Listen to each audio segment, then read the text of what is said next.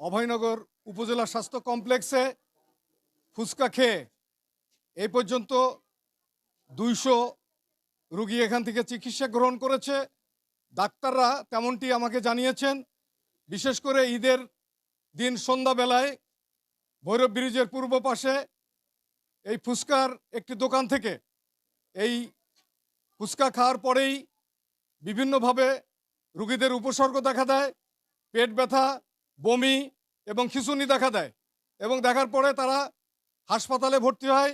এই পর্যন্ত হাসপাতালে চিকিৎসা গ্রহণ করেছে 200 জন।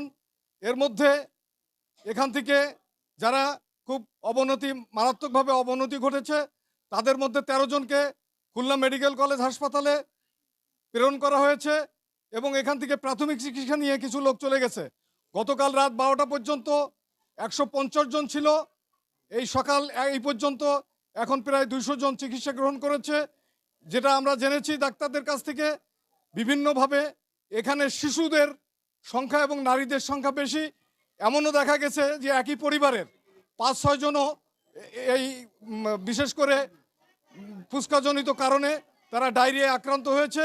এই ছিল যশোরের অভয়নগর থেকে উপজেলা স্বাস্থ্য কমপ্লেক্স থেকে ফুসকাজনিত কারণে ডায়রিয়ার সর্বশেষ।